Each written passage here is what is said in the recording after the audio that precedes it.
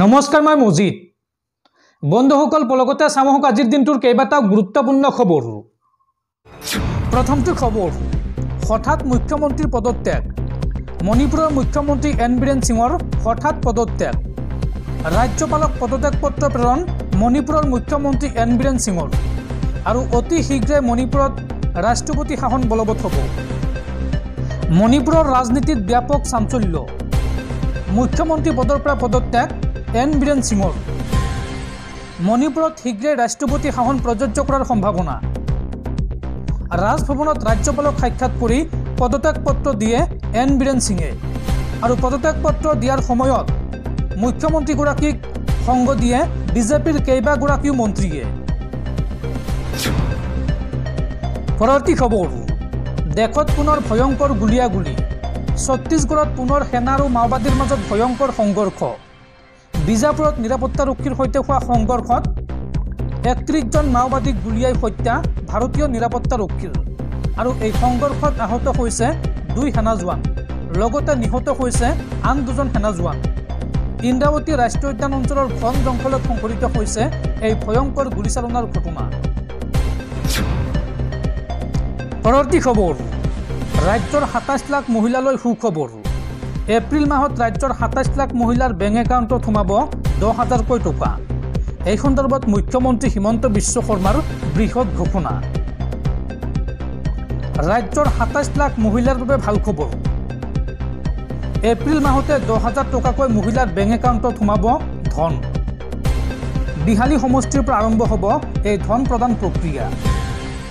এপ্ৰিল মাহত ধন পাব ৰাজ্যৰ লাখ লাখ মহিলাই।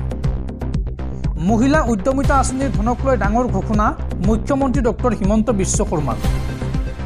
২৭ লাখ মহিলাকহে এই আঁচনিৰ অধীনত সুবিধা দিব চৰকাৰে। বাজেট অনুসৰি চৰকাৰে লৈছে বিশেষ সিদ্ধান্ত। মন্ত্ৰী বিধায়কৰ পৰিয়ালৰ মহিলাই নাপাব এই আঁচনিৰ ধন।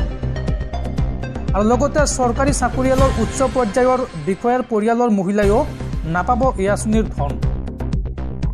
আৰু মদৰ দোকান থকা ঘৰৰ মহিলাক দিয়া নহ'ব এই আঁচনিৰ ধন।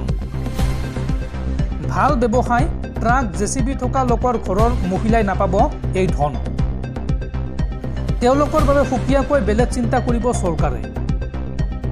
বিহালীৰ পৰা শুভ উদ্বোধন কৰা হ'ব এই ধন বিতৰণ কাৰ্যসূচী।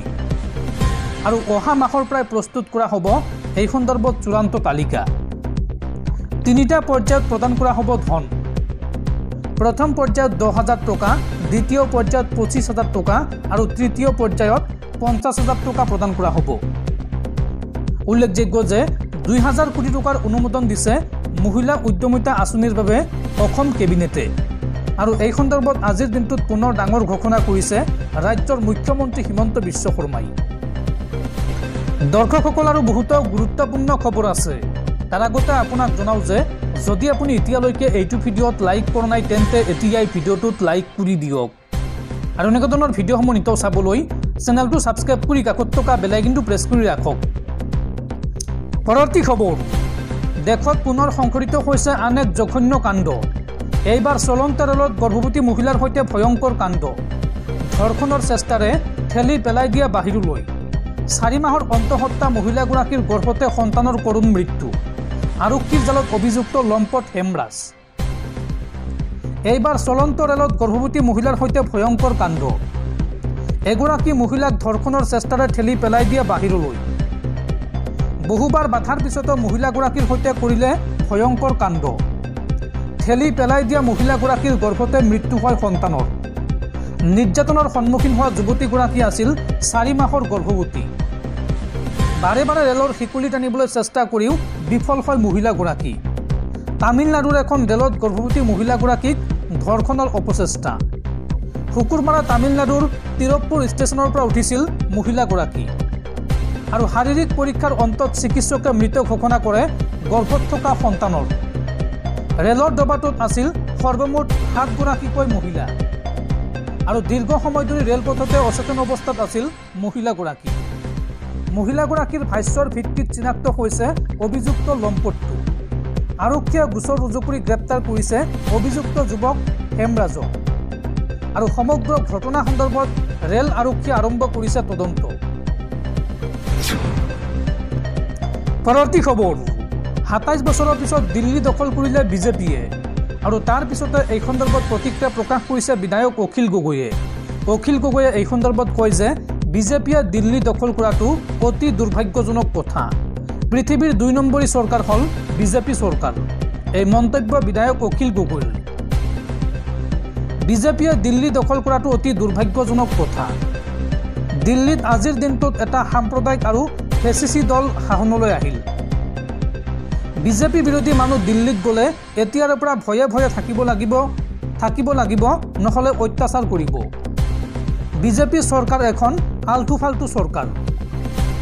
পৃথিৱীৰ ২ নম্বৰী চৰকাৰ হ'ল বিজেপি চৰকাৰ। মানুহক ২ নম্বৰী কেছ লগোৱাত উস্তাদ চৰকাৰখনৰ নামেই হ'ল বিজেপি। এই মন্তব্য বিধায়ক অখিল গগৈ। পৰৱৰ্তী খবৰ চুবুৰীয়া ৰাষ্ট্ৰ বাংলাদেশত পুনৰ ভয়ংকৰ পৰিস্থিতি। বাংলাদেশৰ অন্তৱৰ্তীকালীন চৰকাৰৰ ডাঙৰ সিদ্ধান্ত। বাংলাদেশত এইবাৰ নিষিদ্ধ কৰা হ'ব শ্বেখ হাছিনাৰ দল আৱামী লীগ। বাংলাদেশত নিষিদ্ধ কৰা হ'ব আৱামী লীগ। শ্বেখ হাছিনাৰ দল আৱামী লীগ নিষিদ্ধ হ'ব বাংলাদেশত। বাংলাদেশৰ অন্তৱৰ্তীকালীন চৰকাৰৰ ডাঙৰ সিদ্ধান্ত। বাংলাদেশ চৰকাৰৰ উপদেষ্টা আসিফ মেহমুদ ভূঞাৰ এই সন্দৰ্ভত ডাঙৰ ঘোষণা। আৱামী লীগক নিষিদ্ধ কৰাৰ বাবে এক হৈছে ৰাজনৈতিক দল আৰু শ্বেখ হাছিনাৰ বিৰুদ্ধে নীত হৈছে বাংলাদেশত প্ৰতিবাদ। উল্লেখযোগ্য যে শেহতীয়াভাৱে বংগবন্ধুৰ ঘৰ পৰ্যন্ত জ্বলাই দিছিল প্ৰতিবাদকাৰীয়ে। পৰৱৰ্তী খবৰ ৰাজ্যত পুনৰ পৰকীয়া প্ৰেমৰ ভয়ংকৰ পৰিণতি। এইবাৰ বোৱাৰীয়েকৰ পৰকীয়া প্ৰেম ধৰা পেলোৱাৰ বাবে বৃদ্ধক হত্যা বোৱাৰীয়েকৰ প্ৰেমিকৰ। বোৱাৰীয়েকৰ পৰকীয়া প্ৰেম ধৰা পেলোৱাৰ বাবেই বৃদ্ধক হত্যা। মৰিয়াই ডিঙি চেপি হত্যা কৰাৰ অভিযোগ মজনুৰৰ বিৰুদ্ধে। নলবাৰী ৰাজাঘাট বানেকুচিত এই নৃশংস হত্যাকাণ্ড। আবুল হুছেইন নামৰ এজনক হত্যা মজনুৰ ওৰফে দালে এই হত্যাকাণ্ড কৰাৰ অভিযোগ। প্ৰেমজনিত কাৰণত এই হত্যাকাণ্ড হোৱাৰ সন্দেহ। আবুলৰ বোৱাৰীয়েকৰ সৈতে দীৰ্ঘদিনৰ প্ৰেমৰ সম্পৰ্ক আছিল মজনুৰৰ আৰু সেই কথা ধৰা পেলোৱাত আবুলক হত্যা কৰাৰ সন্দেহ। আৰু ইতিমধ্যে অভিযুক্তক গ্ৰেপ্তাৰ কৰিছে নলবাৰী আৰক্ষীয়ে। নলবাৰী আৰক্ষীয়ে ঘটনা সন্দৰ্ভত অধিক তদন্ত অব্যাহত ৰাখিছে। পৰৱৰ্তী খবৰ 13 ফেব্ৰুৱাৰীৰ পাছতে শপত ল'ব দিল্লীৰ নতুন মুখ্যমন্ত্ৰীয়ে। 12 আৰু 13 ফেব্ৰুৱাৰীত আমেৰিকা ভ্ৰমণত ব্যস্ত থাকিব প্ৰধানমন্ত্ৰী নৰেন্দ্ৰ মোদী আৰু প্ৰধানমন্ত্ৰী উভতি অহাৰ পাছতহে শপত লোৱাৰ সম্ভাৱনা দিল্লীৰ নতুন মুখ্যমন্ত্ৰীয়ে। পৰৱৰ্তী খবৰ ৰঙিয়াই লাভ কৰিব BCCI স্বীকৃতিপ্ৰাপ্ত ক্ৰিকেট গ্ৰাউণ্ড। ৰঙিয়াৰ জিলা ক্ৰীড়া সংস্থাৰ খেলপথাৰখন উন্নীত কৰা হ'ব ক্ৰিকেট গ্ৰাউণ্ডলৈ। ভৱিষ্যতে BCCIয়ে অনুষ্ঠিত কৰা বিভিন্ন মেচ হ'ব ৰঙিয়াত উপস্থিত হৈ এই কথা সদৰি কৰে BCCIৰ সচিব দেৱজিৎ শইকীয়াই। পৰৱৰ্তী খবৰ অসমৰ একাংশ বিজেপি নেতাৰ কাম দেখিলে হতচকিত হ'ব আপুনি। বিজেপিৰ ঘনিষ্ঠ নহ'লে এইখন অসমত আপুনি নাপাব ঠিকাৰ কাম। জিলাত কোনে লাভ কৰিব ঠিকা সেয়া নিৰ্ণয় কৰে জিলা সভাপতিয়ে। এইবাৰ বিজেপিৰ পেটত BDOলৈ লিখি দিলে কাক দিব ঠিকা। চৰকাৰী কামত বিজেপি নেতাৰ প্ৰত্যক্ষ হস্তক্ষেপৰ অভিযোগক লৈ বঙাইগাঁৱত তীব্ৰ প্ৰতিক্ৰিয়া।